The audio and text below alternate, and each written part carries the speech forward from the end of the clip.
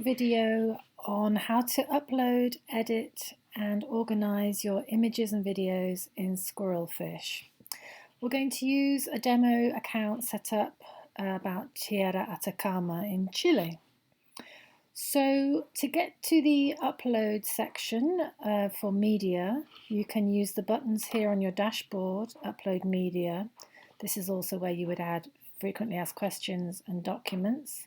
You can get to this selection at any point when you're anywhere in the system by using this burger menu here, and it will bring them up for you again. And also we've got the main upload button here at the top where we can select upload media.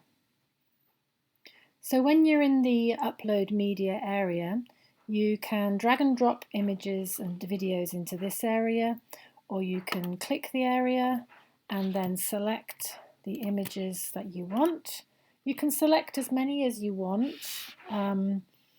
We recommend uploading the largest images that you have, the largest versions that you have, because the system will automatically enable people to download different sizes. So if you are uploading very large images and maybe your internet is not the best service, we recommend just uploading, say, 5 or 10 at a time. It can also be advantageous to upload in batches of similar images, because then the titles and the categories that you will assign to them will be similar as well, which makes it quite time saving. When you're in this area, this is the pending area, so you can hide the upload feature at any point. This is if you, for instance, if you go away and come back, this area is quite handy because the system will remind you, hey, you've got 2 images in your pending area, make sure you go back and edit them. So then we can edit one at a time, or we can edit together. So if they're very similar images, say they're of the same bedroom type, or they're something that would have a very similar title and very similar categories, you can edit them together, or you can just do one at a time. So then when you edit, you come in here and you add your title.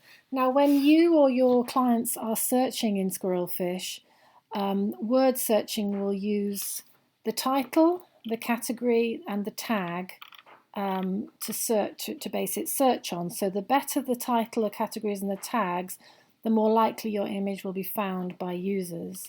So what we recommend doing is setting up some kind of a strategy, a set way of doing titles, and maybe even setting the categories so that everyone does them in the same way. So you might want to describe the image, dining room, and then make sure you have the name of the hotel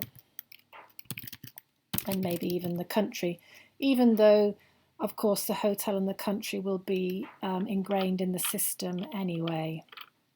So then you add the country, and then you add your categories, and you can assign as many categories as you want to each image, which is great. You don't just have to put it in one folder, so to speak. So we might want to put this in a category which is dining, and if you type it in and it's already in the system, it will pop up and you can select it.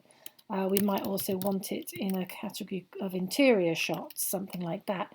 Or we decide we don't want interior, we just click it and take it off. The tags, we try and keep the categories to a minimum of, say, maybe 10 at most, so that it's not too overwhelming for users. But the tags, you can use as many as you want, and these just really help with the search. So, for instance, if you had something in the title like cycling, but you thought someone might search on biking, or call it something different but similar, you can add it into the tag. Or you can add things like nighttime or fire pit, or something that's more random, more descriptive, more creative, and again it just helps people find the right image. For copyright, we really recommend being as informative as possible in the copyright box, and what I tend to do is have this written in a little note there, so I can copy and paste it in each time. When you're happy with all of that, there's also a reminder here. So if you want to know when that image is out of date, you might want to set it for 3 months, 6 months, a year, and that will send you an email and say, hey, this image has been in your system for a year. Do you want to change it, or is it fine? Okay, and then when you're ready, you just click publish, and then that image will go live into your system, so you can go into view media and see it in your system.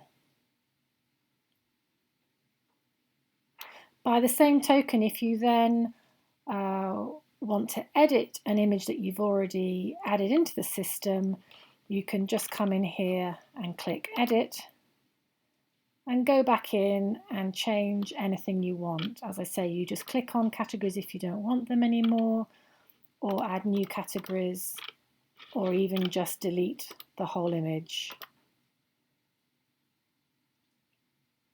And that's how you edit. So here you can see how we've set this up with a number of different categories here, and then lots of different tags at the bottom. And again, say you're looking for something like a sunset image, you can type that in, and if sunset is in any of the titles or any of the tags or any of the categories, it will come up, and it's just in this shot here. And you can see this one image has been given 2 different categories as well as the tag. So it's a great way of helping you find the right image. And then, as you know, you can add small, medium, or original, or if it's large, add it to your shopping cart, and away you go. And I hope you can see how that's really helpful as an internal system as well as for your clients.